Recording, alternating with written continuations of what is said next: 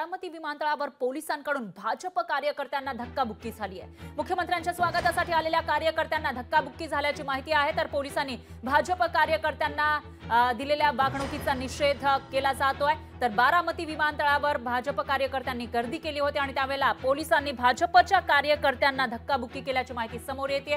त्यामुळे आता पोलिसांनी जे कार्य केलेले आहे त्याचा निषेध, पोलिसांनी जी वागणूक या कार्यकर्त्यांना दिली त्याचा निषेध केला जातोय। मात्र पोलिसांनी ही धक्काबुक्की का केली असा सवाल या ठिकाणी उपस्थित होतोय। दरम्यान मुख्यमंत्री शिंदे यांच्या स्वागतासाठी इथं भाजप कार्यकर्त्यांनी गर्दी केली होती, पण पोलिसांनी त्यांना धक्काबुक्की केल्याचं कळतंय।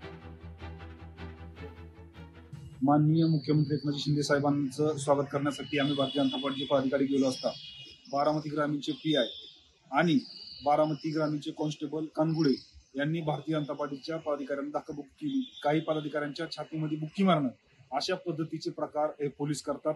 मग आम्ही मंत्री महोदयांना भेटण्यासाठी जावं की नाही जावं हा प्रश्न खऱ्या अर्थानं आमच्या समोर पडलेला आहे। म्हणून आमचे भारतीय जनता पार्टीचे नेते आणि या राज्याचे गृहमंत्री माननीय देवेंद्रजी फडणवीस साहेब व बावनकुळे साहेब यांच्याकडे माझी विनंती आहे। एकनाथ शिंदे साहेबांना तर मी समोर त्याची तक्रार केली पीआयची आणि एकनाथ शिंदे साहेबांनी एसपी नाही सांगितलंय, पण माझी आदरणीय देवेंद्रजी फडणवीस साहेबांना देखील विनंती आहे की साहेब या अशा अधिकाऱ्यांवरती आपण कडक कारवाई केली पाहिजे, कारण आम्ही जिल्ह्याचे पदाधिकारी भेटायला गेलो असता हे अधिकारी असे जाणून बुजून वागतात।